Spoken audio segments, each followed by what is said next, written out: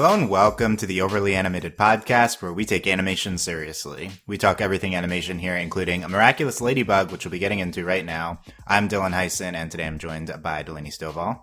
Hey, y'all. And April Collins. Hello. Yes, we are back to talk more Ladybug. Very excited to get into, finally, parts 1 and 2 of the Queen's Battle trilogy, Style Queen and Queen Wasp. 2 episodes, we're talking parts 1 and 2 of this trilogy. They aired in Spain this weekend. We're talking about the English dub of them. If you're listening in the future and all 3 parts of the trilogy are out, we have not yet seen part 3. We'll cover that in a future podcast. But as of now, only parts 1 and 2 have aired, and we're excited to get into both of these. We talk Miraculous Ladybug every time it's new, whatever country, whatever time. Find our past podcasts. Yeah, back to Spain here. We're in Canada for a while. Back to Spain. Find us at overlyanimated.com. Search for Overly Animated Miraculous Ladybug on iTunes. Subscribe to our Ladybug iTunes feed, or we post all of our podcasts to YouTube as well. YouTube.com/overlyanimated. You won't miss any of our Ladybug podcasts. And getting right down into the end of season 2 here, might be coming fast and furious, actually. Actually might be getting a lot of episodes, so definitely subscribe to not miss our analysis of the end of the season. But yeah, very big episode, Style Queen and Queen Wasp. Make sure you've seen these. Spoilers for these 2 and all previously aired as of this moment episodes of Ladybug. But yeah, I haven't seen part 3 yet. Delaney, overall thoughts on Style Queen and Queen Wasp? I'm dead. Okay, you're dead. I honestly think these are I can't believe we're here. We've been waiting. We've been watching Ladybug. And we're like, when is this show going to get a plot? When is this show going to have the potential and do what we want it to do? And here we are. Oh my God. These episodes are incredible. Just absolutely incredible. And I was just screaming the whole time I was watching it. I'm really shocked I didn't have a nosebleed just from the intensity of watching these 2 episodes. And oh my God, we get fashion. We get Chloe's mom, and Chloe's mom, just wow. Also, villains are beautiful and stunning, and Hawkmoth has feelings, ? And just amazing. This is all great. And we even get an Alia hug. Everything I could want in 2 episodes is right here. Yeah, the random Alia hug at the end. Yeah. Okay, nice. I was going to say in the beginning, my exceptional co-hosts, Delaney and April. So that was definitely exceptional. Okay. So here's the exceptional April. What did you think of these 2 episodes? Oh my goodness. I am also dead. These 2 episodes were just incredible, and they were so amazing. I was so hyped whenever I first started watching them that I had to put myself in timeout for 5 minutes. Because what does that consist of? It's where I have to stop the episode and walk away from my computer. I gotta take a lap, right? I have to do this sometimes. You gotta take a lap. You're I'm done. I did 6 minutes into the first episode. I was just oh, I need to calm down, and I had to just stop and walk away. I did a lap around my apartment building, the entire building. But yeah, no, these episodes were they were exceptional. Yeah. Oh God. So they gave me everything I could have asked for and more out of them. So.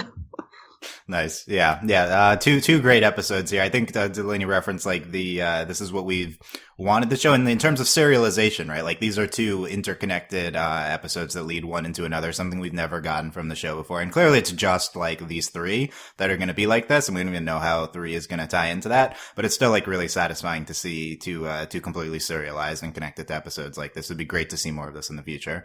I think they're both really good, and they both accomplish so much in a short amount of time. And I think 1 in particular, part 1 is very impressive, and just a really incredible episode of Ladybug on its own that leads into future things as well.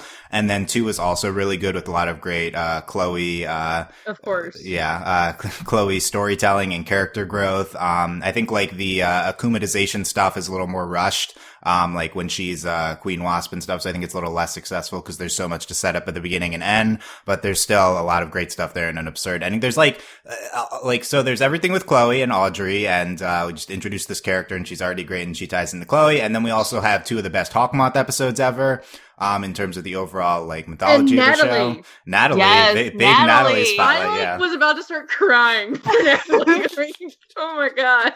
Oh, we'll get into Natalie. And And also like just two gorgeous, likely animated episodes. I kind of understand why these were holding the entire season up like this entire year. This part one is maybe the most gorgeous episode of the show. Just for the glitter villain. Like, I know. That's my theory, that they were really struggling to animate the glitter villain, and that's what took it months of delays. I mean, honestly, worth it though. I was gonna say, Style Queen was beautiful. Yeah, it's really good, and also just. And even with all that, still some of the most absurd moments of the show, which are our favorites. So we're going to get into all of that. Like, these episodes were like, great character-wise, incredibly absurd, and just really fun. And which is all of these like are the things we want. epitome of what we've wanted from Ladybug right here. Yeah. Yep. In 2 episodes. So. Yeah. Okay. Let's get into Style Queen first to start here. A lot to get to. Actually, let's talk overall, from overall these two episodes with Chloe, because these are the first two parts of the Chloe as Queen Bee. And a lot of people coming into this worried, like, why would Marinette ever give a Miraculous to Chloe? Because she didn't. It finally made sense. I was like, she's not giving it to her.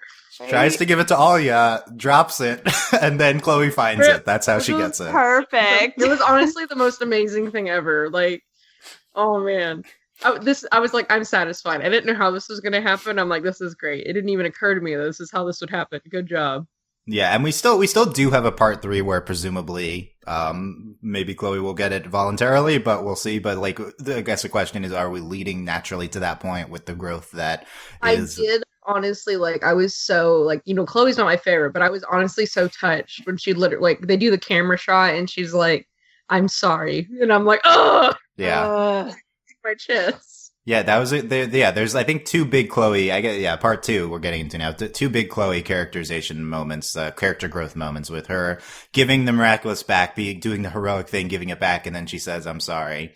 And then also with her mom later, as Marinette brings her to the helicopter, and she's like, well, why don't you love me, Mom? And then my heart. Marinette just talks trash and walks away. Exactly. Oh my god. Marinette's like, how can I best get these two trash people to like each other? So I'll let them know how trash each other is, and they'll bond over that. Like, and it was amazing, and it was such a good strategy. Like, Marinette, you're such a genius. But also, you wrong, Marinette.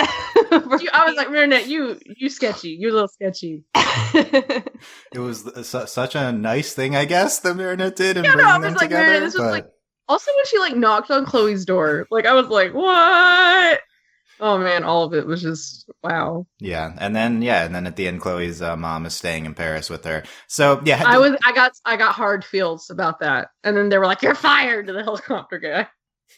Yeah, they both fire him. Delaney, after these two parts, how are you feeling about Chloe as a character? Is she ready to be at least viewed somewhat from a heroic lens now? I think so. And, like, obviously we knew that, like, I mean, I don't know, this is such an important episode for context for Chloe. And, I mean, you see it in multiple times. Like, everyone feels so incredibly awkward when her mom is talking to her. And it's on, like, live television. And there's a couple times where Adrienne and Marinette or Ladybug and Cat Noir just stare at each other and they're like, oh my god, I can't believe she just said that.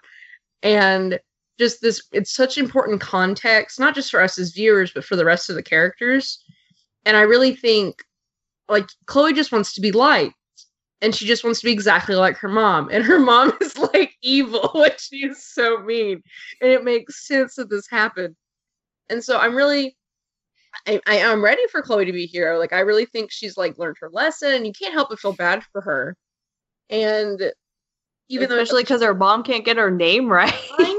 Oh my god, that was horrible. Like, that was rough. What was your favorite Chloe mom name?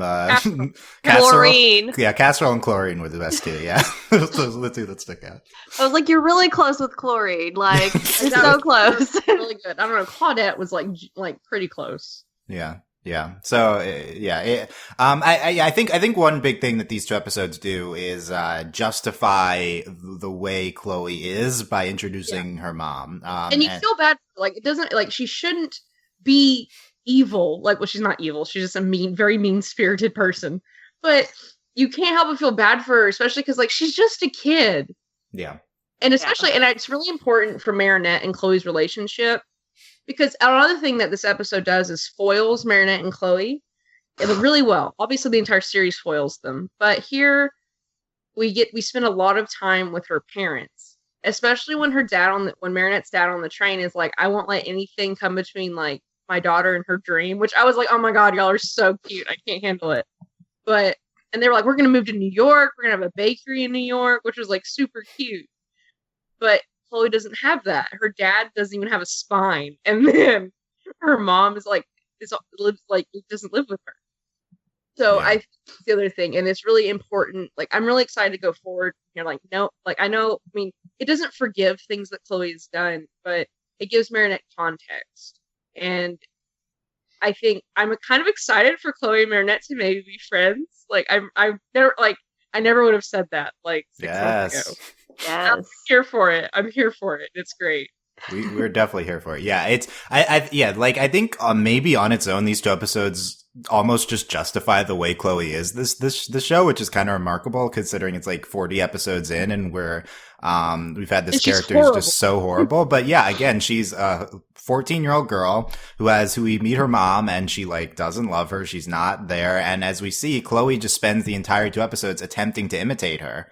Like the animation is really great. The way she's walking. That was the thing. My favorite part of the episode is like her mom storms off with her hand out and Chloe does the exact same thing. Yeah. Like it was so, and you can't, and like, I think the big thing was when it was on like the news and like her mom is like ripping into her like in front of the entire city. You're just like, this is horrible. Like Chloe doesn't deserve this. Chloe's awful, but no one deserves this. Yeah, definitely. Yeah, Chloe just frequently tries imitating the way she's walking, talking. We see the genesis of like Chloe's like catchphrases, like the utterly ridiculous. Like it's from her mom. Like she's just imitating the way her mom walks and talks and behaves. Mom. Yeah, she just wants to be her mom. So it's like, okay, we don't even blame Chloe anymore. She was, we're like, it makes sense now. All of the puzzle pieces fit together. Like, and it's definitely like an absurd instance of this. Like it's like a super be out there like exaggerated version of what this is. But I also think this just applies in a real world sense too. It's like, how much can you blame these like young children when they really are just basing how their life view is on their parents? Like I think it's like kind of it's kind of poignant from a larger sense, even if it's very concentrated and exaggerated like the show typically is. Like I think it also just works from a real world thematic sense. I mean, it's honestly, it hurts like watching these episodes. Like you feel so bad for Chloe, which is why I think it works so well. And like I just think it was brilliant. I couldn't have imagined being like, I feel so bad for Chloe and I get Chloe now. Oh, I could have imagined that. I've been there. Oh, I know. I mean, you're the biggest Chloe fan in the world. Yeah, these were the best episodes. Yeah, it was. Yeah, Chloe. No, also... I honestly do think these are two. Like, I mean, I can't remember the name of the episode now, but I mean, oh my god, we've getting like the best episodes ever, all of season 2, and these two, these two are like up there. Like, I mean, like top 5. These episodes are amazing. Okay, interesting. I mean, I definitely think like Samboy last time was still number 1 for me, but this is, I think part 1 might be top 5-ish. Part 2 also has a lot of great stuff in there, and Chloe, another thing in part 1, Chloe like helping Ladybug, and like she's that was a really good like. Yeah, I was going to say, I really appreciated that moment where she was like trying to secretly help her, even though she's like still trying to please her mom at the same time. Like, I was like, oh, that internal struggle, girl. Like, what are you going through right now? Yeah, also just really smart. Like, that's it was, best thing was she could really have done. Smart. Like, when she when her mom leaves and she's like trying to help her and she's like, you have to leave before she sees you. Yeah. April, how are you feeling about Chloe coming off of these 2 episodes? Are you all in now, or is she a hero? I think she can definitely be a hero. Like, can be. Yes, before I've just been sitting here like, oh, there's no way like Chloe's gonna be like a hero and everything. And then like I love the fact that whenever she does become Queen Bee and then, goes into Queen Wasp, like it's such in like a Chloe fashion almost, like because she's like, she wasn't given the miraculous. She just found it. And then she's like, well, this is how I'm going to get my mother's love and affection. Like, I'm going to be a superhero. And then, like, she just transforms announces it to the world. Yeah, she announces it to the world, like, very, like, Tony Stark-esque almost. But again, it's like, it's so Chloe fashion, because she's, you know, she wants the attention, like, she's trying to, like, be exceptional in her mother's eyes. And so it's almost like she's like, I've tried everything else, like, I might as well try this too, kind of situation. So, but then, like, it's just great because she also gets akumatized at the same time. And I'm like, oh, sweetheart, like, please, like, can you just learn? Can you be nicer? And she does. She, like, when she says sorry, that, like, I was like blown away in that moment, simply because, like, Chloe never says sorry. And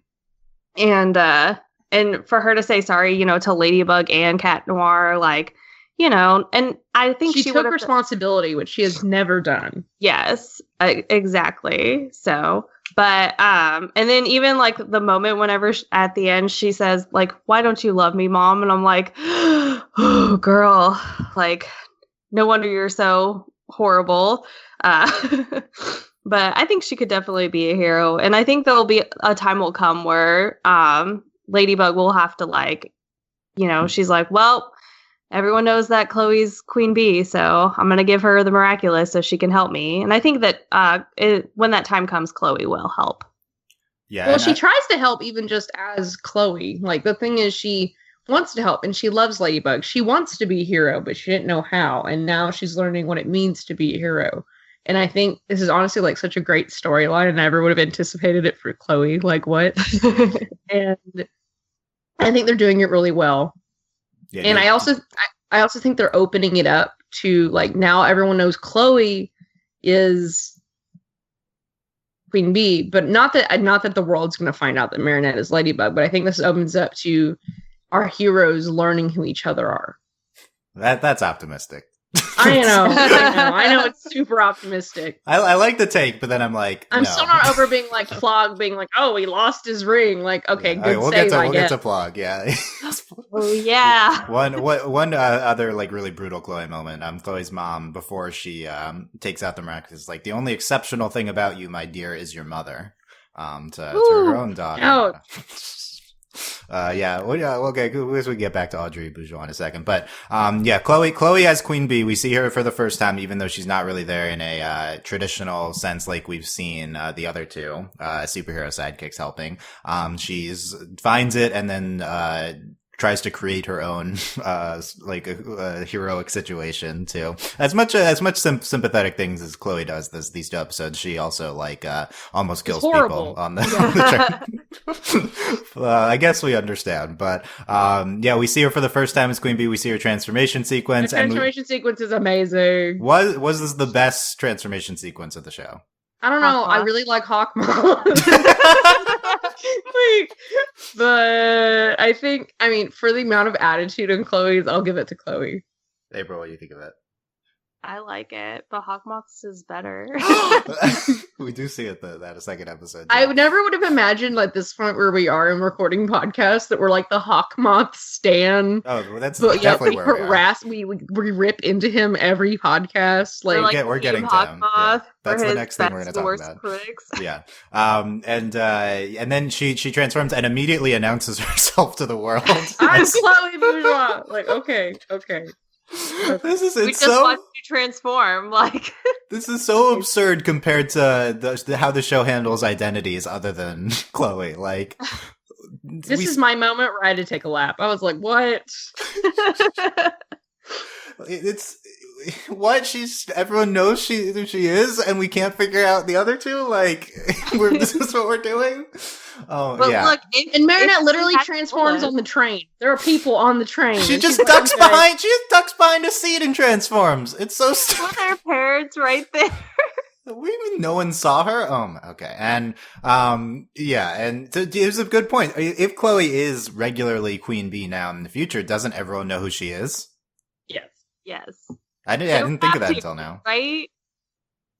Or can they, like, throw her off the set and Marinette's like, I give it to someone else, like, on the news or something. But I guess they wouldn't know if that was true or not. But yeah, that would be interesting if Chloe's the only hero that everyone knows who they are. I could see that opening it up, like Delaney said, to other things. At least we have someone whose identity, and we saw with. And I can see it would irritate Marinette and Adrian to no end. Like Chloe gets all the credit as a human because they don't know who to interview. That'd be really cool. Also, I really appreciated that Master Fu was just like, "Oh, clearly Marinette did not intend to give." Yeah, this like this was not on purpose. Like, also, I'm really tired of these stupid, vague hints to Master Fu. Like the mallet, I was like, "What is this?" Yeah, we're gonna run out of objects in his shop. I never figure those out. Like she's like every time she's like, "Oh, obviously," and then we do it. Then when we do the screen to black, I know what's going on, but I never am going to figure that out, like ever. Yeah, well, it seems like it's like when there's like a super random object that has nothing to do with anything, it's going to lead back to Master Fu. But that's how it always is. We always have all super random objects that have nothing to do with each other. Like it will never give me a hint. Like we literally get the weirdest stuff. Like, Marinette really has to figure this out for us because we're not gonna. No, I'm like, Marinette's clearly smarter than us. Figure it out. I think so. Never figured this out. Yeah, other aspects of Queen Bee that we see, because presumably this will be a character moving forward. She has her spinning top, seems similar to Marinette's yo-yo.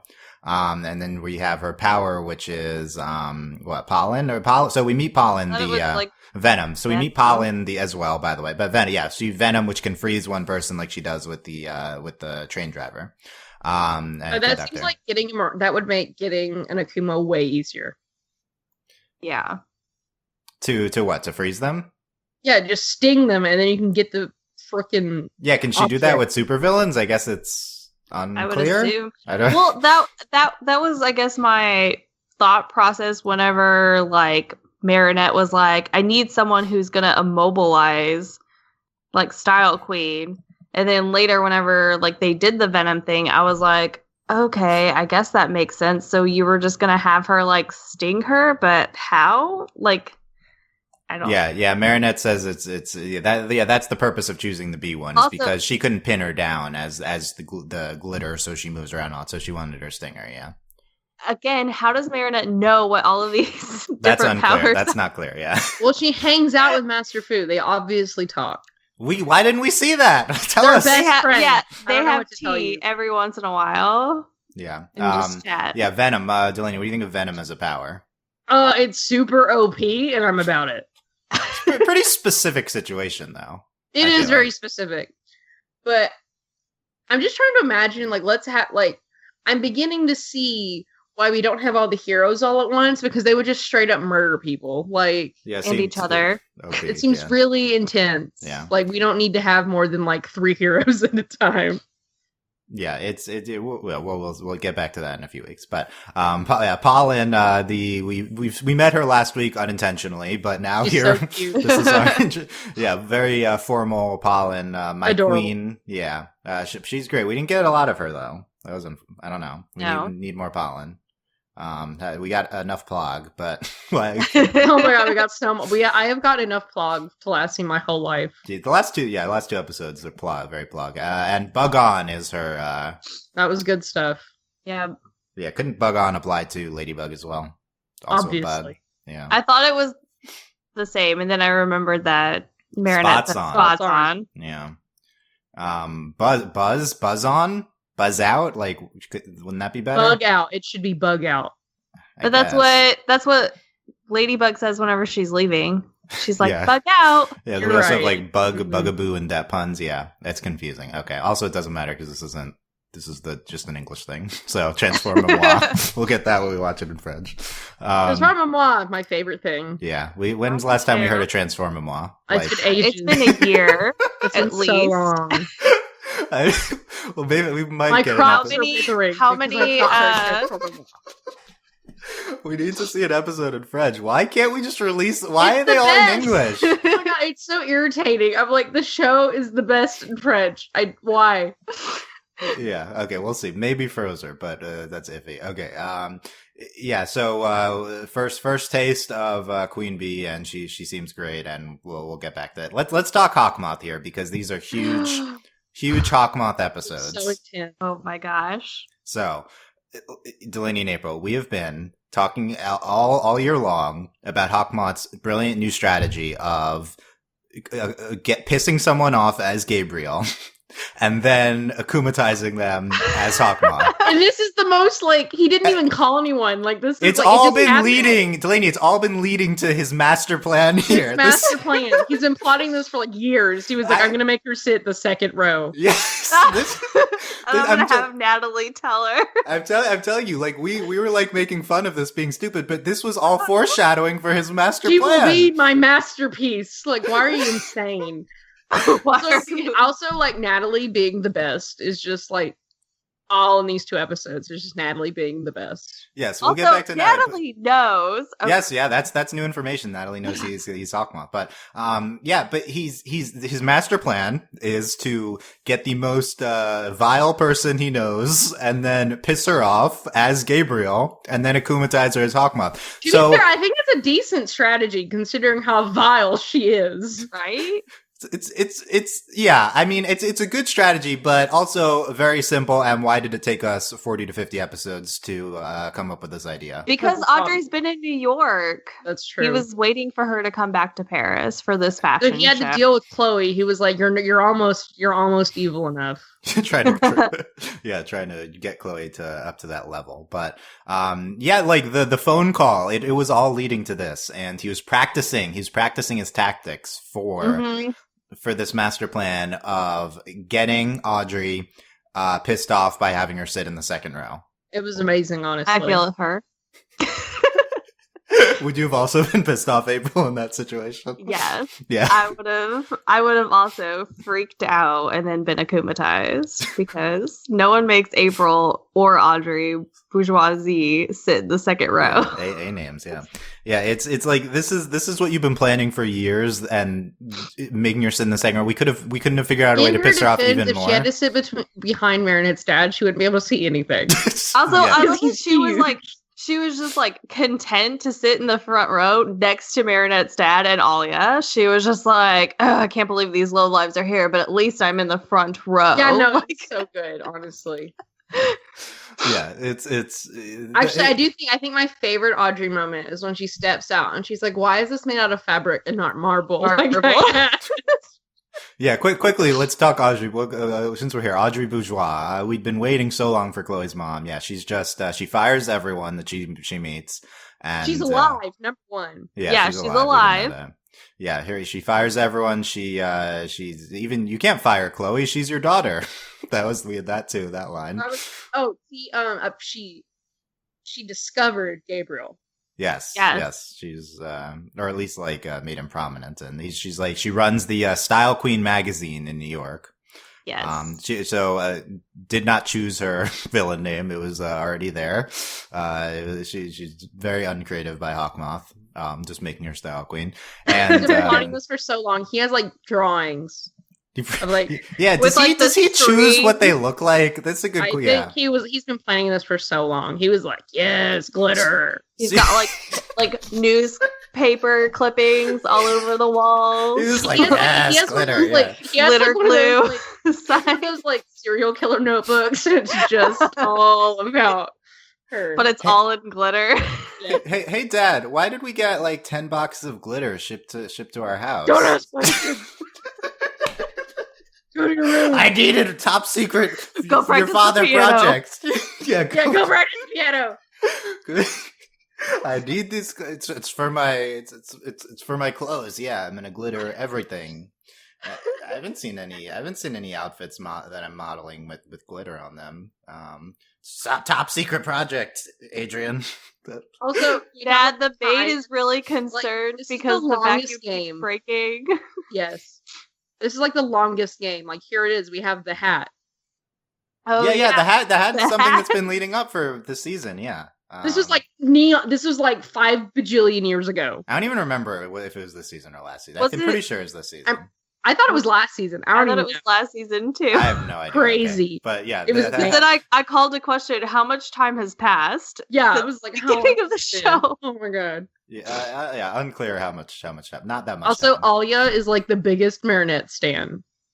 Yeah, you like IRL Marinette because she was always live streaming the show and was like, it's Marinette. She designed the hat. Yeah, and Alia's getting like 1,000 views on her live stream. By the way, that's Lady Blog is very popular.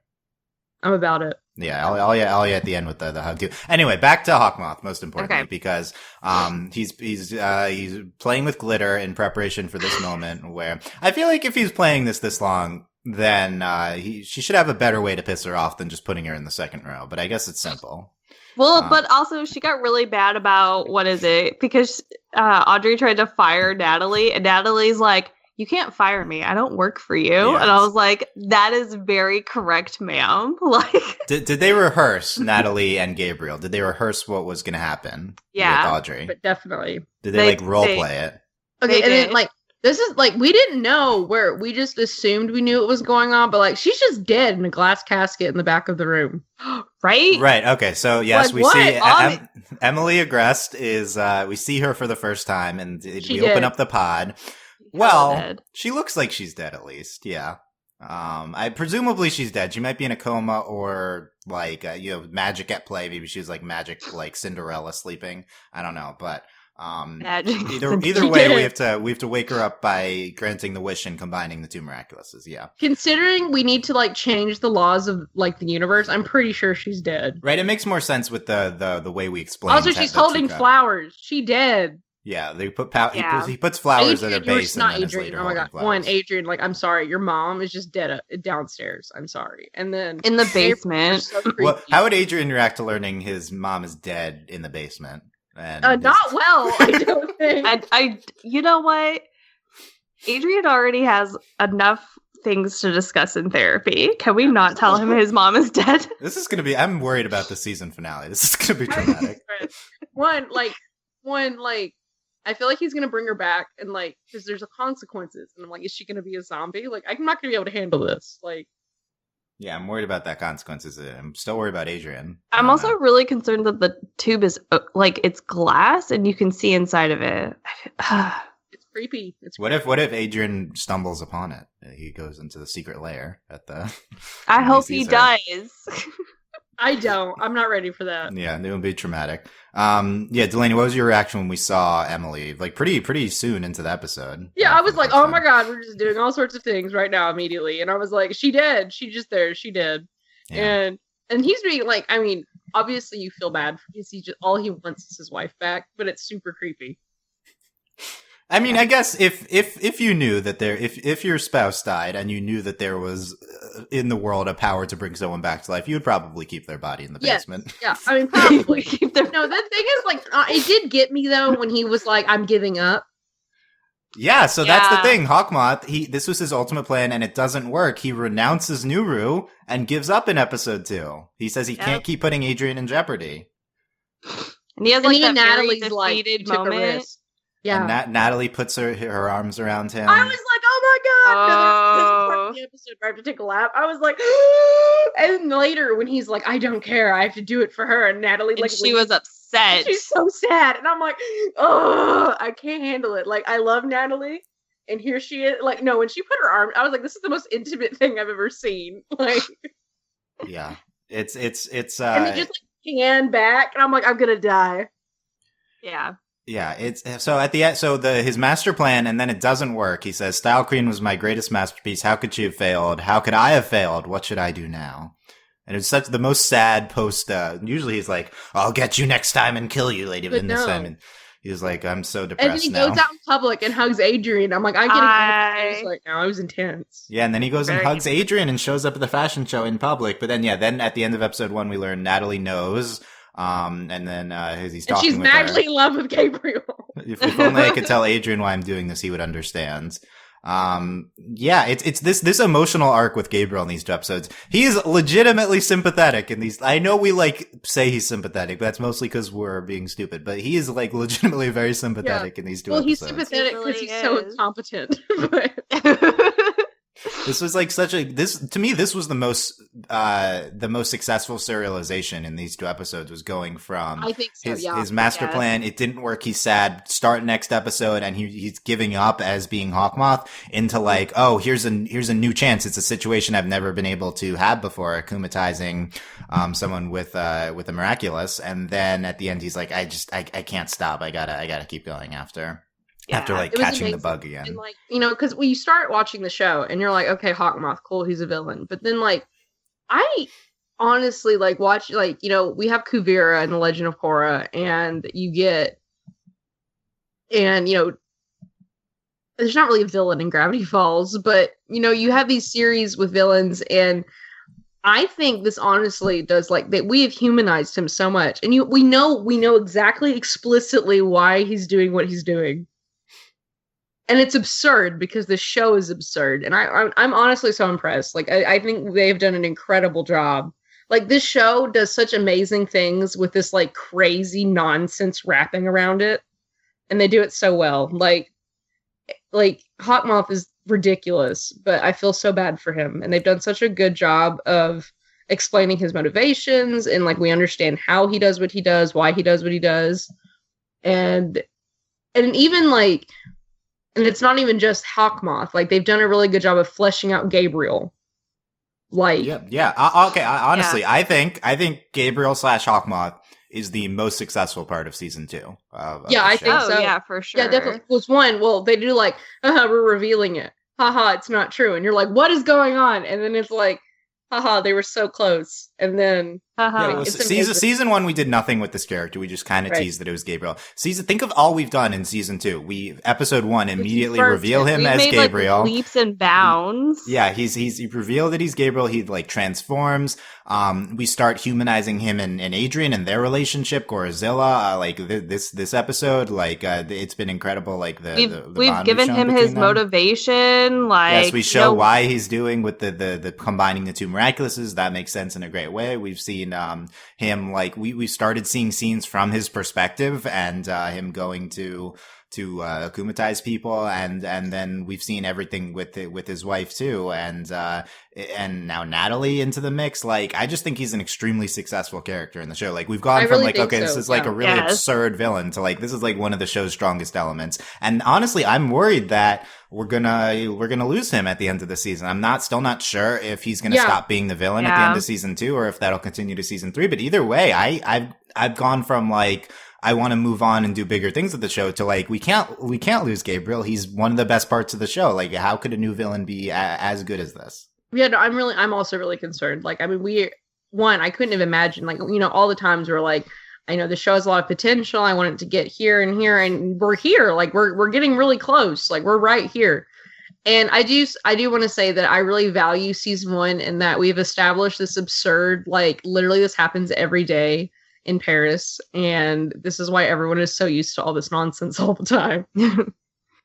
Yeah, it's season 1. And there are some really good episodes in season 1 also. Yeah, it's very powerful to do the same thing over and over and over again, so you can subvert it later and start building on it. It really is. Yeah, it's the reason that it's you just start off with this Gabriel stuff from episode 1 of season 1, it's not as successful because we don't have as much. You don't appreciate it at all. Yeah. I was gonna like, well, we've continued to say, like, it took season 1 for us to really appreciate season 2, because like we were able to make all of these like great strides, and like not just like the plot, but with characters and everything like that, and that we can continue to build on it.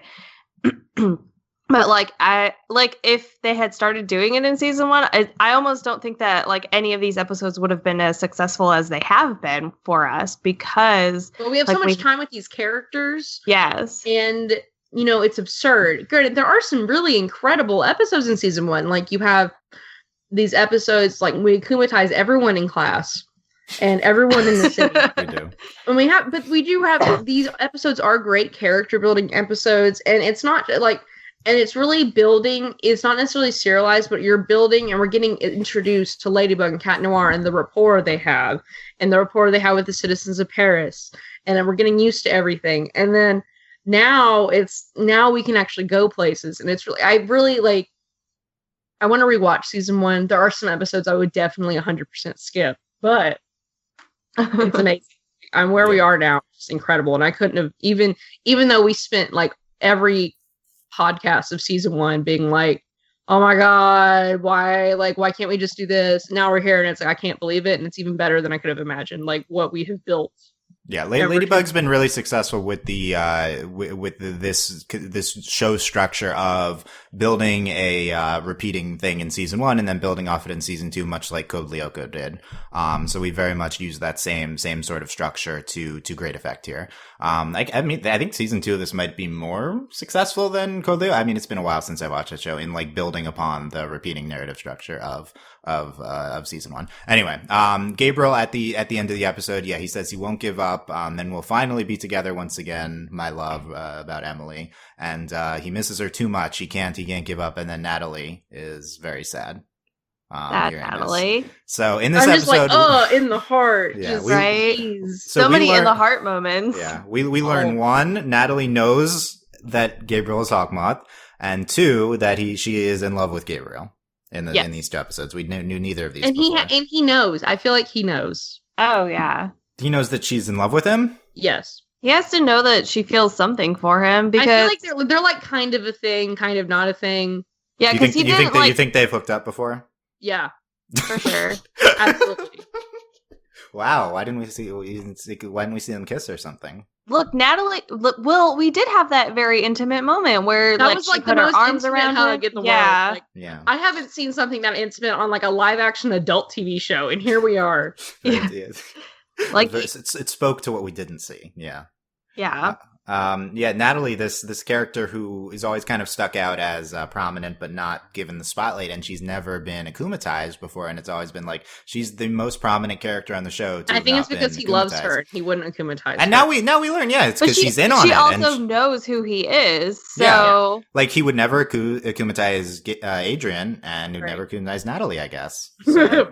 Rip the and driver. By the way, Gorilla, nope, we'll call him to piss him off and then akumatize him. That's fine. That's fine. Yeah, he can. He was pissed off in this episode, by the way, after Audrey tries to fire him. I was like, Gorzilla Part 2, ready for it. Yeah, let's do it. We keep waiting for it. By the way, quick note is that, he would never akumatize Adrian, but it's always been a question of whether Gabriel could akumatize Marinette, and we got the tease earlier with Zombie Zoo, but in this episode, we do learn that miraculous holders can be akumatized as Chloe. We talk about how they break it, and I'm like, are they dead for like the 30 seconds it takes before Ladybug is like, miraculous Ladybug, like the Kwame? Like, what's is Pollen dead? Oh no! Oh, like no, I watched that and I was like, and then for a second I was like, what if it doesn't fix it? Yeah, because it didn't put it back in the right place. So why didn't? Yeah, that's true. I was dead. I was like, oh my God, they just killed Pollen. Wow, you can't kill Pollen. She's too fresh. I agree, but also I was like, what the heck? And then also, Flog just breaks Paris. Yeah, okay, we'll get there in a second. Yes. Marinette can be akumatized. We've just been very lucky that she hasn't been to this point. It's because Marinette is so pure. We really could do that. That would be a great season finale, though, would be akumatizing Marinette. And then Rip, she's akumatized forever. Doesn't look like that's what's happening, but there's no way there's no mechanic in place to get rid of that, right? As Tiki says in this episode, Ladybug's the only can, Ladybug's the only one who can deakumatize the butterflies or whatever, so. Yeah, so Rip. I feel like it's a point in the show, she's gonna give up being Ladybug, and I'm gonna have to lay on the floor and cry for like 25 minutes. Yeah, well, let's very briefly talk about that, because the Marinette has this in episode 2, this arc of she's offered go to Paris with Audrey to go to New York. Go to New York. I guess it's typically other way around, but from this, is from Parisian's perspective, New York the Paris of the world. Apparently, to like have a very quick turnaround on this. This is not how that works. Like come decide in like a few hours and come to my helicopter tonight. It is when Audrey Bourgeoisie offers you a chance to go to New York. So. Yeah, and she decides to stay there with everyone who she loves, and that's the scene at the end. And also, she's kind of forced to stay. Everyone I love, and she's like, "And the boy, and my best friend." I'm like, tears. Yeah, tears. Yeah. So I thought again, it's episode 2. I think the weak point is that there's too much happening. It's very rushed, but that was a good arc for. There are some good like breathing moments in the episodes. Yeah. I think there's some good small ones. We'll get to everything, but the absurd. Okay, let's quickly go through my favorite absurd moments of these 2 episodes because this is the best part of the show. And there's one line we have not mentioned yet, which is the best line in both episodes. So towards the end of episode 1, Tiki says, Marinette, aren't you forgetting something? You have to bring the Miraculous back to Master Fu. And Marinette says, but the magic ladybugs already brought it back, didn't they? That was good. Oh. The magic ladybugs? What are you talking about? The magic ladybugs, Dylan. Does that mean when they go Miraculous Ladybug and we know, but it didn't occur to us that they were little magical ladybugs? Apparently they're all a million magic ladybugs resetting the world. Ladybugs. This is episode they just like fix 75. everything. We're like, what? Why didn't we know this before? 2, that's a stupid way of saying that, Marinette. Ladybugs, like, okay, Marinette, thank you. Maybe it sounds better in French. I don't think it does. No, I hope it's just as stupid in French because it was the best thing. Like, but the magic ladybugs. Also, why did she think that would fix that? That's not how that works. I guess it did. I guess they didn't bring it back because she brought it. It wasn't destroyed by the Akuma. She just brought it like on her own. Like it wasn't impacted by the events that transpired. Exactly. That's why I was like, the logic is flawed because it was a result of the events, but it wasn't directly a result. No, it was not in any way, shape, or form. She was clumsy and she dropped it. That was not because of the Akuma. Well, no, the villain knocked all you pushed her away. I don't know. You could argue it should have been, but no, the logic I is don't think not so. We didn't know it was magic ladybugs doing the resetting. I'm done. Which doesn't make sense because ladybugs are pests and they destroy things. Not our ladybug. Not ours, but real life ladybugs. Oh my god, that was my favorite line. Magic ladybugs. I couldn't handle that. Okay, we gotta talk Plog in the Eiffel Tower because this was another. Okay. There's just so many things that happen. Like one, we're in Master Fu's house, and he's like, do you remember Atlantis or the dinosaurs? This was my I have to pause and stop watching moment because we learned that Plog was responsible for these destruction events in the history of the world. He's responsible for the disappearance of Atlantis, the Leaning Tower of Pisa, which is not on the scale of the other 2, and then the dinosaurs disappearing. Plog. And he was like, I went a little too far there, and I'm like, what did you do? It's not a joke. Like this is legitimately the mythology of the show. Plog is canonically responsible for the disappearance of the dinosaurs, and oh my god! And then we learned that they can use the Kwami can use this power, and they're like, what? Like what can Tiki do? I'm even more scared of Tiki now. What can Tiki? What is Tiki capable of? What is Lucky Charm if Tiki does it? Ugh. Right. So, so Plog is this, he's coming across more and more as this, ancient source of destruction in the world. That's kind of the way we view that Miraculous overall. But Plog himself now, after this, is like, I guess I'm responsible for all these events in the history of the world and destroying things. So in that regard, and he's Tiki, I was young. It's like, wow. Yeah. Also, you weren't that young. You're a million years old. What are you talking? You weren't even that young. I think. I don't even know the timeline on dinosaurs, but you're that was one of them was a million years old. Plog and Tiki are probably millions of years old or something. I don't know. I think the intent is that they were probably created during the Big Bang or something. They're these primal sources of creation and destruction, and so Tiki is the source of creation, right? That's the balancing it out. So what is she? What has she done? She's just gonna will things into existence. We're gonna find out she made dogs or something. No. Is Tiki God and created humans? Isn't that possible? Maybe.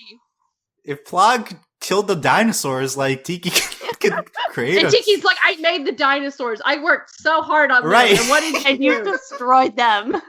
I know, this stupid What if Tiki made people? I can't handle this anymore. That's where my mind's going right now. Tiki and Plog got into a fight, and that's why Plog killed the dinosaurs. To get back at Tiki. And a lover spat. No, Delaney, this is Rava and Vatu. That's what they are. Yeah, it is. And it's okay. One, it's so ridiculous because at least Rava and Vatu have these absurd voices, and they're little these disembodied kites. But they have faces, and they're these little tiny. I talk like this, and like I can't handle it. Like, Plog is this like is intentionally this stereotype of French people in like this tiny form, and yet he's apparently this ancient being like who precedes France. Like I don't really understand really it. can't But handle it. was Plog different, and then he is like adapted to living in France, and now that's why he behaves, or is he just always like that? No, Or remember did- he was like, I just had too much cheese, and I'm like, what? Oh yeah, so he Was loved cheese cheese even around beforehand. then? Like- yeah, also yeah, I also think- how does that okay, make sense? Tiki Tiki invented created cheese. cheese. Tiki invented cheese to make Plog leave her alone. This is pre-cows. Like what? How did we get I think cheese? Tiki made cows. So that they could have cheese. There is so much going on right now. We need a whole podcast to dive into the history of the Ladybug world now. That was the most absurd moment. I couldn't handle that. Yeah, and then Plog later comes and he apparently the Kwami themselves can do the special power, and He just breaks the world. Yeah. he does Cataclysm on. He like, lightly taps the Eiffel Tower and it splits in two and starts falling. But it And doesn't then- just split in two. It starts breaking bridges and buildings and everything around it sends a crack to the. And he's to like, the you better tire hurry up and pillars. fix everything. And it was like, Jesus, because you have given her a warning? Like, Yeah, I also Marinette has that moment, or Ladybug has that moment where she's like, I can see why like Master Fu didn't want you to come out here. Like, yeah, like, she's like, oh, this all makes sense now. Like, Why don't we just let Plog handle things and just tap on things to just you see destroy everything. Marinette was not in a good. She was about to lose, and then Plog comes in, and 5 seconds later, she's de-evilizing. So Plog really Like, turned the tides here on his own. that's a question. Like, they always like have their human host, and it's like, why? You're so OP.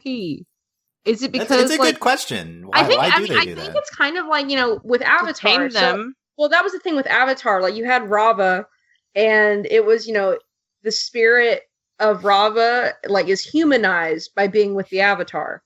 And I think that might be what it is. They're so powerful, and then to have the human element, it's very much the general superhero thing, like to contain the power. And we talk about it too with Superman and Supergirl, like they have to live like humans, otherwise they might forget what it's like to be human because they're basically gods. So that might be kind of what they're going for here, is like to like it's so much power and they can't they need that human element. Who decided the rules with them? Because clearly Plog could just do whatever he wanted. Maybe- Exactly. And they Yeah. have the Guardians, and I'm like, did you make people? Like, what happened? The only thing that made sense to me is that Tiki and Plog themselves decided to create this system of rules because they were like screwing up too much. So That would make sense. they They're said, like, we're ruining everything. Like let's maybe Tiki made humans specifically in order to have a vehicle to control their powers. So That would make sense. It would also make a lot of sense given like the other Miraculous, like their focus is like with Hawkmoth's like power. Like it makes sense. Like maybe the first human was the first Master Fu, and then he was responsible for like they made people to be vessels for their power. Yeah. Yeah. Wow, dude, so much interesting mythology we're getting into just from the stupid Plog stuff here. But also, she pounds it with Plog at the end. That which was the best thing. That was adorable. That screen cap, like that was so good. I'll get to this. I'll tell you what the screen cap is when we get to it. Okay, we're running along here, unsurprisingly. Romance. We didn't talk about any romance stuff this episodes yet. Marinette gives the hat to Adrian in the beginning of episode 1. That was so cute. Also, she fell face planted into his chest. Typical. Yeah. Yep. So she starts off. She leads with "Oh, hella." Is her line, and then she She's trips. so good. Classic. Trips onto him. They both hit their heads onto each other trying to pick up the hat. And then and he models for her. Yeah. She says, "You got that catwalk down," and really, And he thank got you. all blushy Yeah. and like so cute. flustered. It's so cute. So I've This whole episode, I was afraid she was going to run off and dump glitter on the hat. I'm glad that didn't happen. I know Me that. too. Yeah, That fear was real. Yeah. Her running into an art and craft store. I feel like my. Okay, well, no, she just finds a box of glitter at Gabriel's house that he Also, Yeah. the entirety of episode 1 is making fun of how often and the ridiculous excuses she gives when she runs away. Like Natalie catches her, and then her dad's like, "Nope, you don't got nowhere to go." Yeah. Yeah. Episode 1 does not let her off the hook and then in episode she just crouches down in a subway. Seat, Like you do. Yeah, like you do. My big talking point after this scene with Adrian is that Marinette is way more normal now talking to Adrian. This was like way more normal of a But we've conversation. been building to this. Yeah, I think we've seen a few of this, but they're friends. Like, I'm really about it. I'm but still this not is this. FaceTiming. Like, that was still the best thing. They're out, and she Yeah. just has him on the phone. Yeah, well, we FaceTime in Audrey for part of this episode, so we get a little bit of that too. But this should be Adrian at the most intimidating to Marinette. He's in like his full modeling outfit, wearing her hat in his modeling trailer before a show, and she's kind of just having a normal conversation with him. There's a little bit of awkwardness in the beginning, but then after that, and she's like, "Wow, you got that catwalk down!" Like. That's like a normal flirty thing to say. Wow. And she's not even nervous because it's Adrian. She's nervous because she's pretty sure her hat sucks. Yeah. She's thrown off by that. Yeah. I think she's a little nervous because it's Adrian, but that she gets over it pretty quickly. And, this is I think that's the most flirty thing. I could have imagined this after watching Ladybug the first time. And now we're here. I've been like, never what? in a million years. Never. And we've gotten enough that, Adrian also likes her too. I think we are at a place where the season 3 premiere could be, them going out on a date. Like as humans. And then them being really awkward and having to break up because they're always like ditching each other on dates. I can't handle it. As humans, yeah. As humans. Excited. As opposed to as heroes, the human form. And then Kat stops flirting with Ladybug. Yeah, out of respect. Yeah. I'm gonna have a stroke. This is gonna be so good. Also, they could go out on a date as heroes too. Like I think we're also at that point too. We are at that point. They're going on dates as heroes. They're also going out on dates as humans. That's the potential. I'm telling you. So if they ever go out, does that mean it's always a double date? Stop, get out. Where's the episode of them both transforming back and forth in order to have 2 simultaneous dates with each other? Oh my gosh. They both... this episode could be real life. Oh, let me go to the bathroom, transform, and then go, like, the one's on the rooftop, one's in a restaurant, and they're just missing each other, and like, oh, where did the other one go? I guess then, actually, Dylan, no. The hero date is on the Eiffel Tower. Yeah, one of them's on the Eiffel Tower. Yeah, definitely. The Eiffel Tower, they have to just be sitting there having a picnic. Yeah, as much incredible stuff as season 2's gotten into, this is still the potential of the premise, and we haven't even gotten to that stuff yet. That's the biggest thing to me. Is like anything like that. You don't even have to do the identity reveal. You can do all the stuff without the reveal. You can just. I hope that's season 3. Like that. That's really what I'm hoping for most of all. Okay, so yeah, that was the great Adrianette moments of it. But we also it's a big Ladrian episode at the end. Oh, when Adrian like stares off after she runs away, and when he touches her shoulder, I was like, "Oh my god, butterflies!" Yeah, so lady. I guess I should say ladybugs. Ladybugs, not butterflies. Ladybugs, but butterflies are hawk moths thing. Yeah, magic ladybugs. Magic, magic akumas, and she has akumas in her stomach. Yeah, and because first of all, it should be noted, episode 1, get no cat noir. Yep. That's is it? Yeah, because Adrian got turned into glitter. Yeah, like, it's the glitter immediately. Statue. Yeah, that might be. I don't know if Miraculous Wikia. Tell me if that's the first episode without Cat Noir in it. And maybe I'm forgetting an obvious one. And so she's Ladybug at the end, and she gives him a lift off the Eiffel Tower with. She's in and Adrian's in his outfit with his Marinette hat, and she's and she's Ladybug, and then hand on Ladybug's shoulder, thanks for saving his life, and Marinette's stuttering as Ladybug, and yet Adrian has no clue. Even though she's acting like Marinette there. And also, can we talk about how like in episode 2, she like Adrian's like, you lost Miraculous, and she pulls him aside and is like, let me remind you what happened 10 minutes ago. Literally, yeah, it was right after. We need to remind her. My favorite thing was I was not expecting her to pull him away so she could get in his face and be like, I will kill you. I love the animation. I did this Chloe by myself. Sneaking off in the background too during that. It was incredible. It's so funny. No, when she just pulls it off, she's like, so shut up. Yeah. Let's talk about how you didn't show up. Yeah, and obviously Adrian did not lose the Miraculous, but also this is not his fault, but funny. She doesn't know that. When she did that, like I was almost in tears. It was so funny. Like it was good. Also, again, how did they just not realize that it's each other? Because they're so dumb. They're so dumb. She's acting like Marinette, except she's just Ladybug in the scene at the end. Also, okay, so I have to ask this question too, because the whole reason for Cat Noir not showing up was because he lost his Miraculous. And do you think Adrian knows that that's the story that they gave? Oh yeah, he doesn't know that. He went with it. That was impressive. You know that Plog literally was just trash talking you the whole time, right? Like, you know?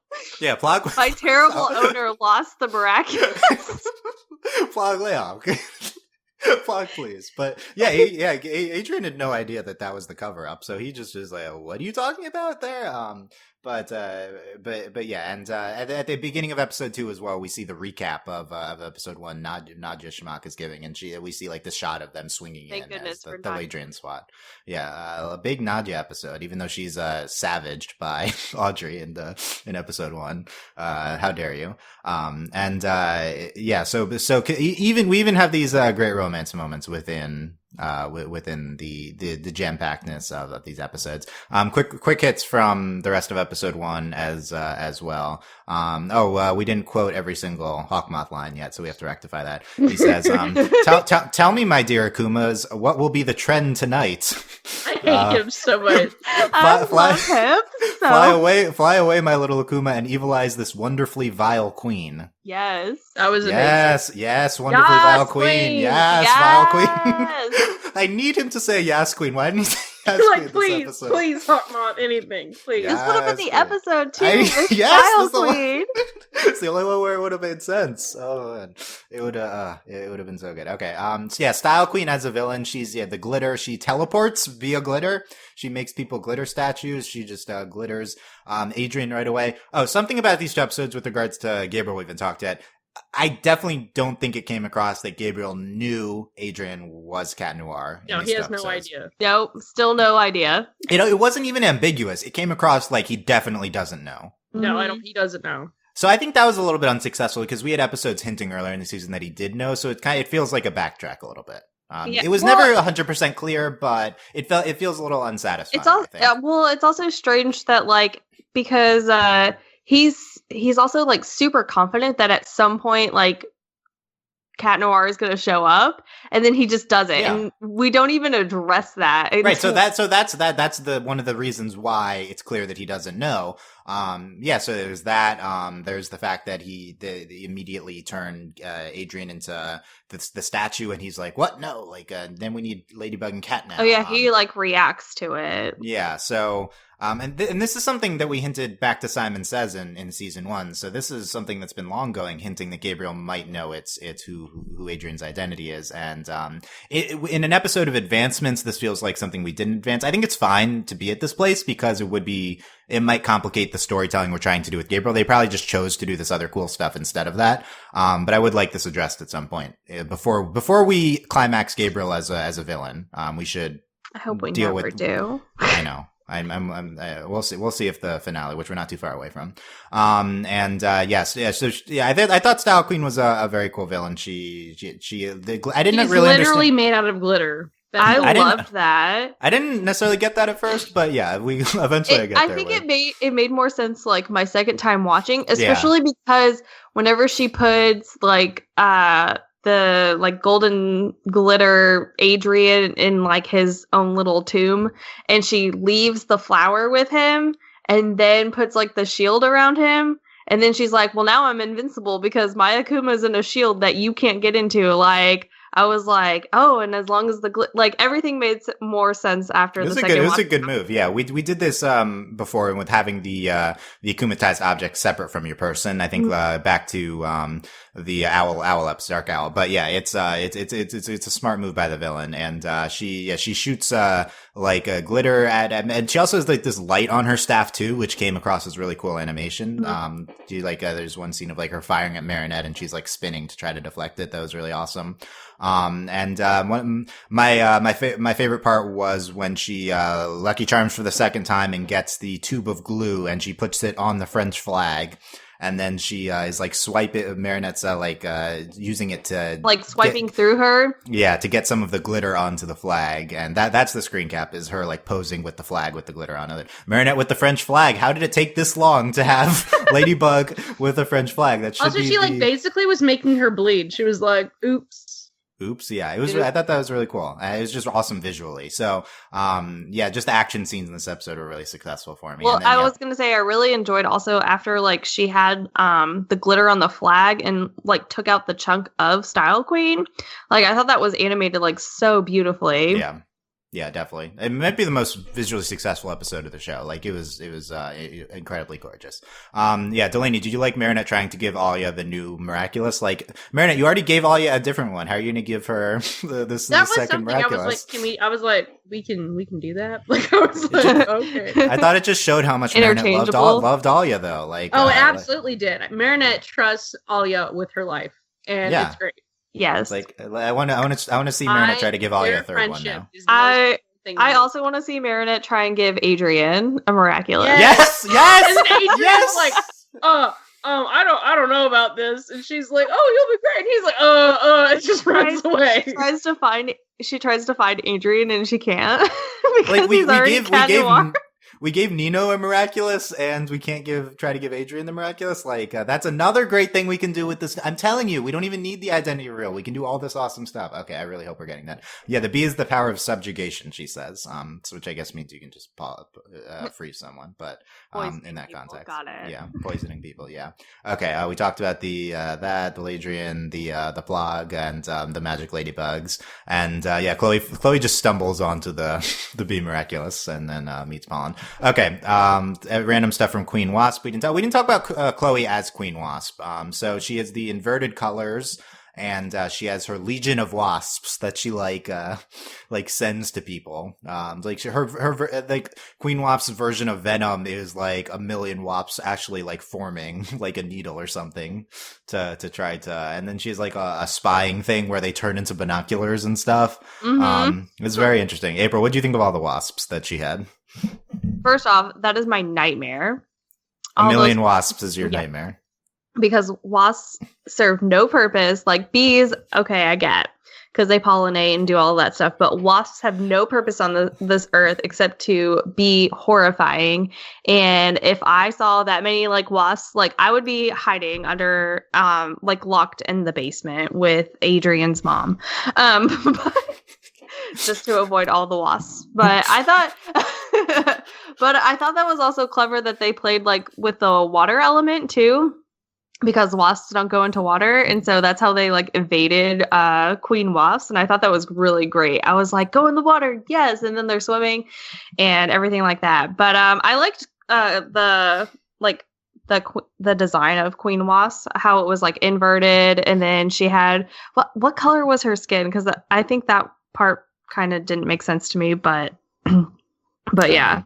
Yeah, and we'd also do the thing where she, as Wasp, she can venom multiple times. That was Wasps versus bees. That's good.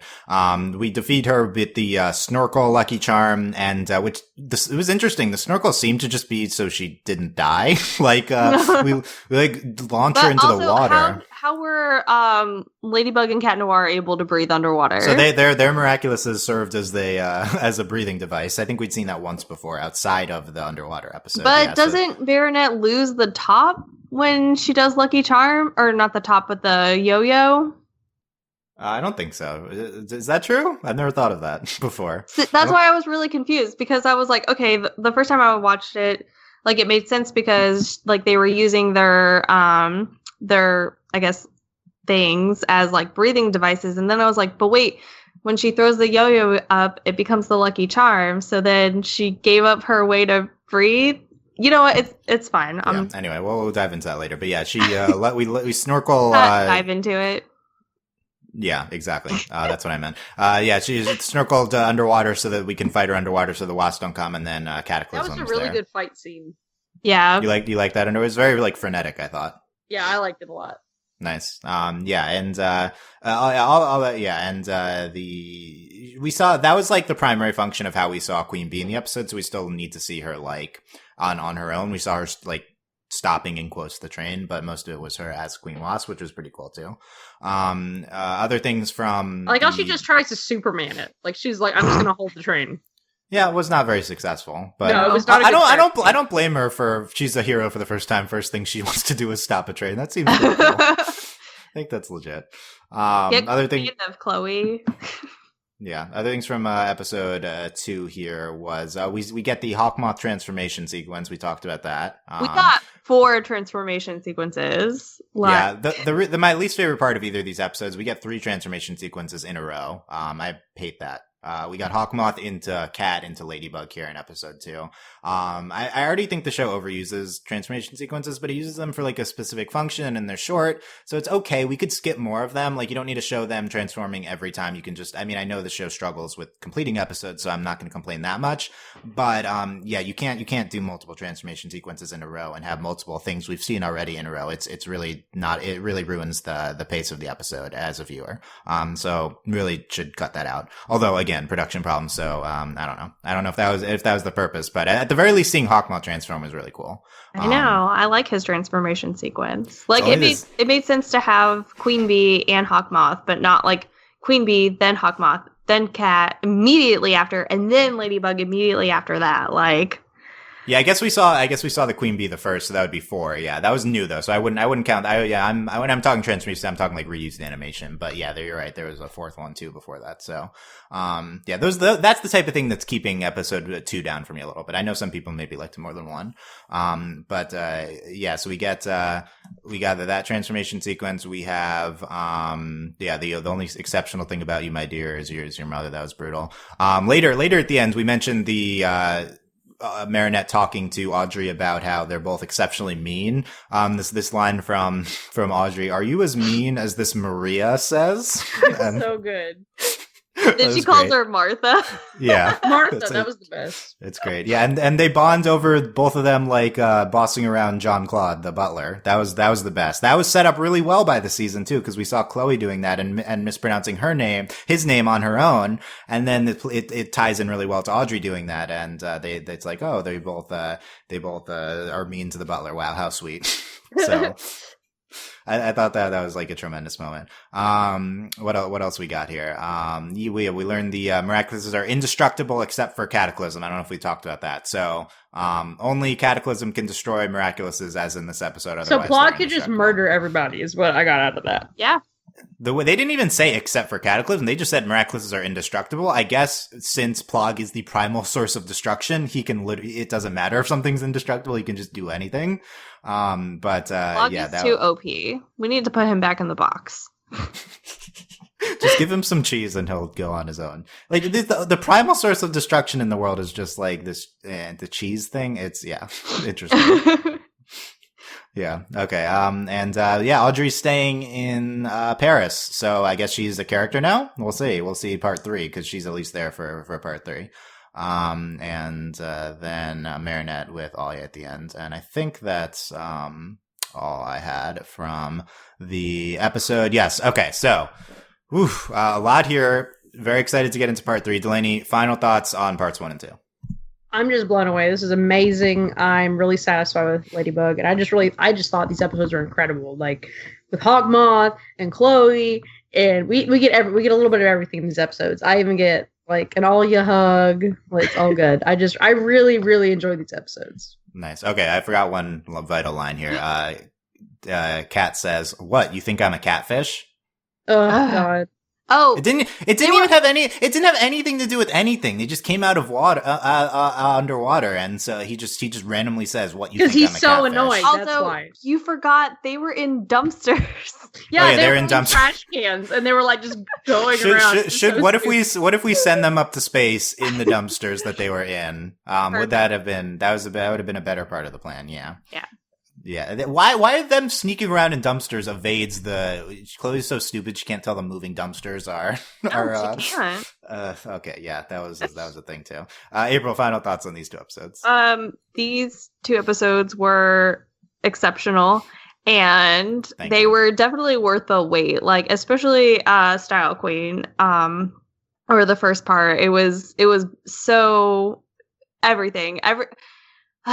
These 2 episodes, I just can't. They leave me speechless, and I'm excited for the 3rd part, whatever it may be.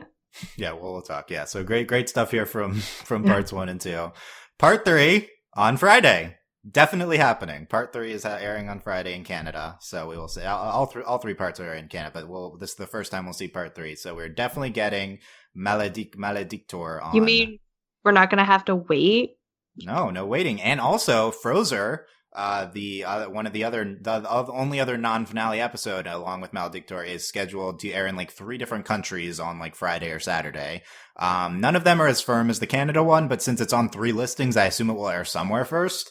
So we'll get those 2 episodes. I'm not sure, since they're coming on the same day, maybe. I'm not sure if we'll cover them together or separately. We'll discuss this, but yeah, to Frozer, that episode is an explosive preview. Don't watch the trailer for that, and it'll spoil it. And really don't. I'm pure. I don't watch trailers. Yeah, Delaney will be shook, I think. I mean, we don't know what it's. I watched like the first part, or I watched like 5 seconds, and 5 seconds, and you're already. Yeah, you can't. I immediately turned it off after that. It was like after April watched this episode before me, and she was like 6 minutes in, and I'm shook. And I'm like, oh god. And then I started watching it, and I was like, I'm at the 6-minute mark. I understand what she means.